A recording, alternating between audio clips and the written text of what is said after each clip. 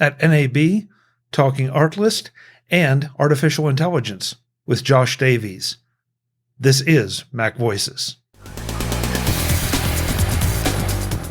Today's MacVoices is supported by Kolide. Kolide ensures only secure devices can access your cloud apps. It's zero trust, tailor-made for Okta. Book a demo today at kolide.com/MacVoices. MacVoices is in Las Vegas for NAB. I'm Chuck Joyner. Folks, wandering around the show floor, I wandered into Josh Davies of Artlist. Josh, it's good to see you. It's good to see you face to face. I know we've done these before, but it's great to actually meet you. Yeah, for the first time. It's so funny because so many people I'm meeting, it's like, I thought you were this big. And you never know anyone's height, do you? Yeah, you have no idea. Yeah, it's very confusing. Exactly. So what are you doing the whole way over here from the other side of the pond? Well, I've come over because it's my first visit since before COVID. And obviously then we were FXhome and we made the video editing software HitFilm.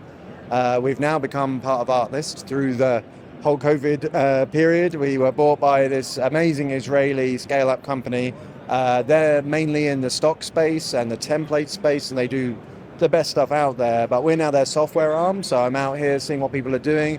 Obviously, AI has completely changed our outlook on the industry and where we're going. And anything I say today will be wrong in a month's time. But yeah, so I'm trying to have a feel of what is out there already being presented at NAB and what direction other companies are taking. Because we definitely know a direction that we want to take. But as I say, it is moving faster than I've ever seen technology move before. Well, so I'm glad you mentioned HitList because, that's kind of where we knew you from. Yeah. And so what effect has that had on what you were doing versus what you're doing now? Well, HitFilm's still there. HitFilms. I'm sorry, HitList. No, it's all good. It's the list, isn't it? It's like I put the two together. It's not a bad name, but yeah, HitFilm is still carrying on. It's now a subscription product as well as a perpetual product, and we're still developing that. But we are also looking to the sort of far off future. We know we want to be a better video editor. We know we want to be better at building the kind of tools that our users really need. So we are looking towards future software as well.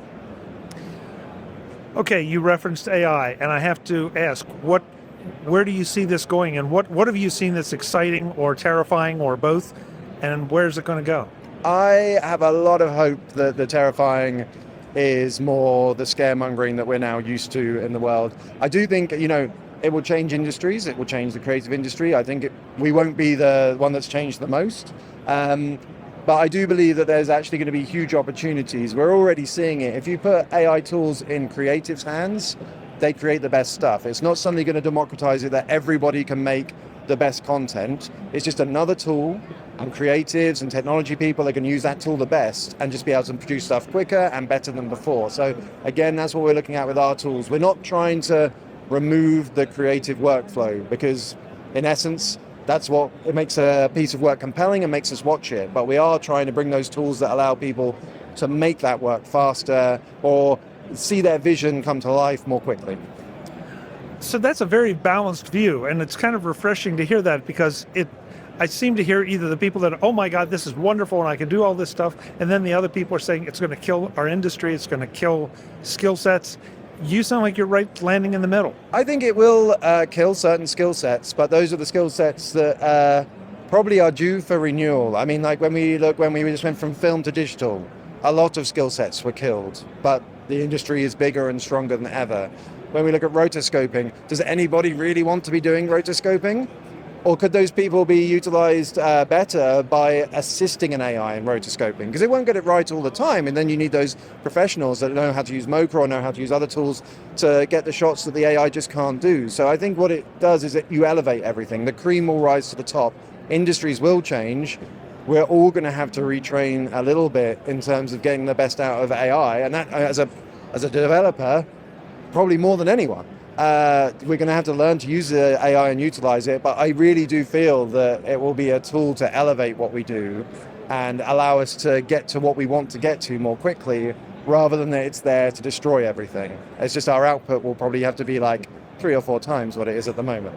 But hopefully if you can use AI to increase the speed of your output, then that will compensate. Absolutely, and I think there's a lot of scaremongering around it, but the whole point about AI is to try and make something intuitive that the user or the creator can use. So even if we might be worried about learning new skills, and nobody likes change that much, when the AI is done well, and I believe it will be done well, it will help us learn it. It won't be like, when you suddenly go into a new software product and you're just like, oh, I'm terrified, I have to learn everything again.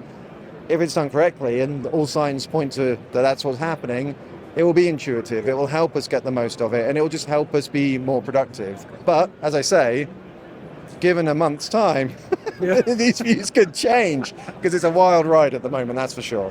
Well, and I'm not asking you to reveal anything you shouldn't, but I'm intrigued by just the fact that you as a developer are looking at AI and trying to figure out how that can be implemented in your environment and the changes it's making maybe potentially to the direction of your company.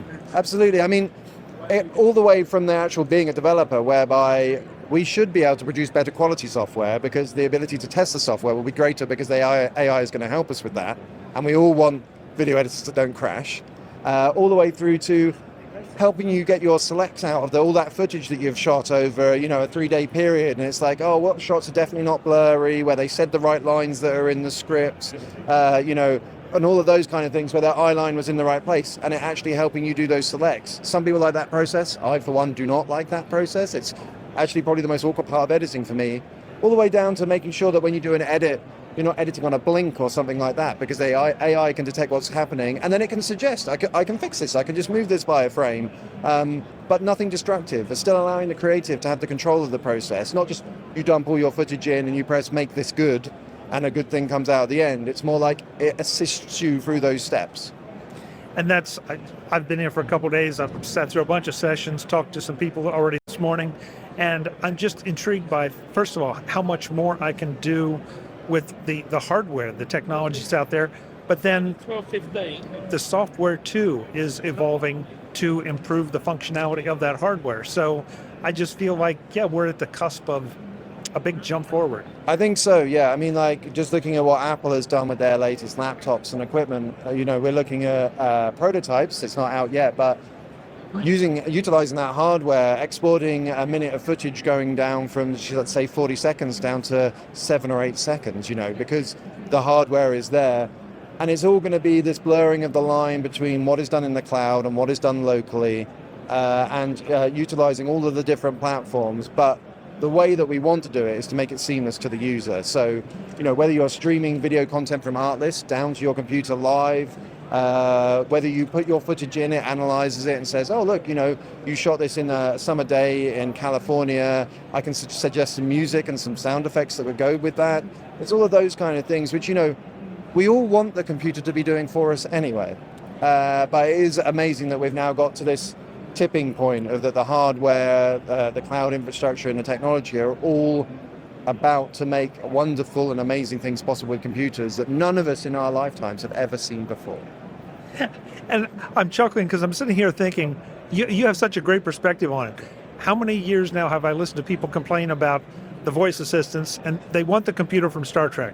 Yeah. Now all of a sudden we may be on the cusp of getting the computer from Star Trek, and they're paranoid, and it's like, oh my God, this is not good. Absolutely, it's very strange. I remember watching Star Trek and Scotty speaking into the mouse, hello computer, and thinking, oh my word. And when Apple first brought out that little circular microphone on the side of the computer, and you could have some instructions run that way, through to, well, it's very odd that we write text prompts into AI at the moment, because virtually all of it could just be done by speaking to it, because the voice to text is so good now that we might as well be talking to it. So, I think that's very quickly going to be the standard way of talking to AI. And wouldn't it be great if you're in a video editor, ours or Premiere, and you're able to say, actually, this edit is good, but I've just been told by the client it's actually 25 seconds, not 30, because they need to put a little sting on the end of it.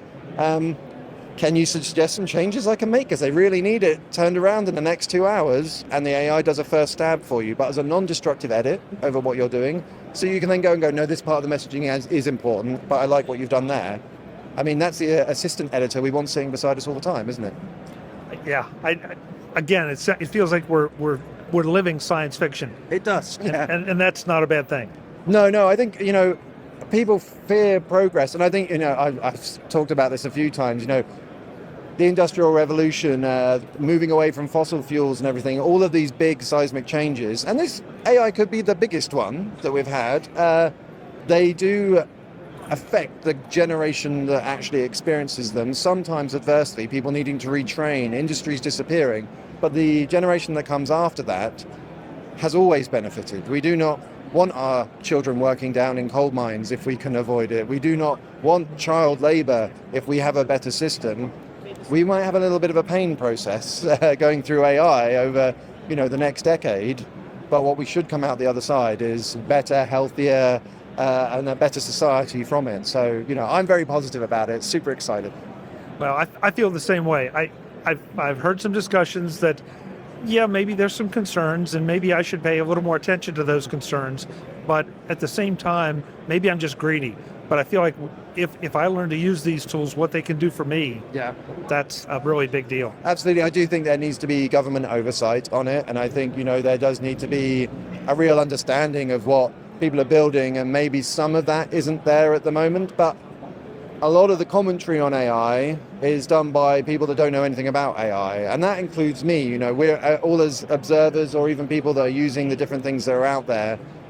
We're so far away from the geniuses that are working on it. And yes, some of them say, I don't know every part of this. But I think if you talk to anyone that builds a Boeing jet and say, is there one person that understands every single part of this incredibly complex machine? There isn't anymore. This doesn't exist anymore. These complex machines are understood by a multitude of individuals who put them together. So I think, if there's some government oversight there to make sure that we are heading in the right direction and that we have some structures in place, I'm really all for just letting the technology flourish and seeing what opportunities it presents. I'm, outside of all this sphere, it's like the medical stuff I really want to see happen. It's like when an AI can detect cancer better than a human looking through a microscope and can look at that data in reference to millions of other samples from around the world to find patterns that a human could never find. It's like we've got to let this technology flourish. I really believe it.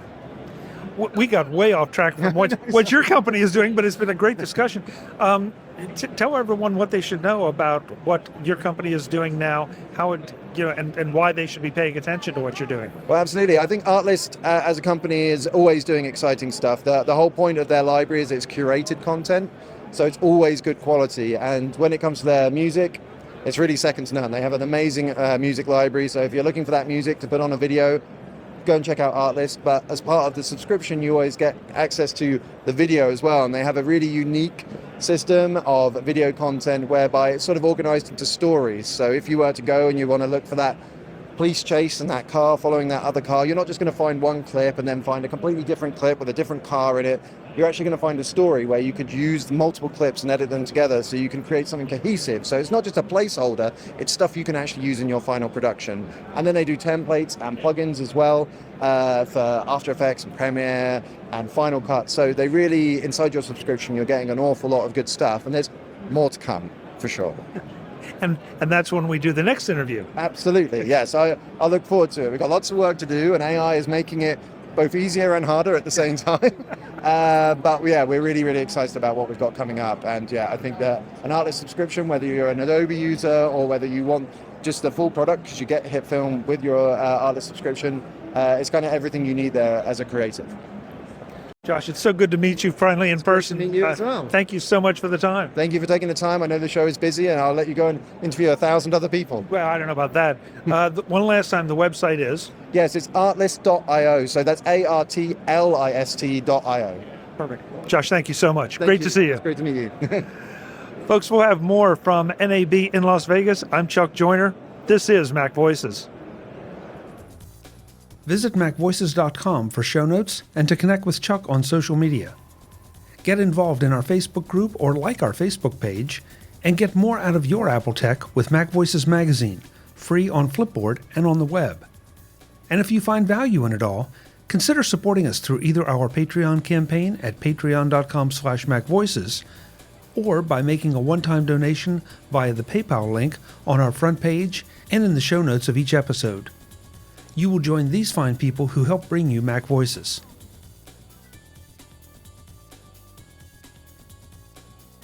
Advertising handled by Backbeat Media at backbeatmedia.com.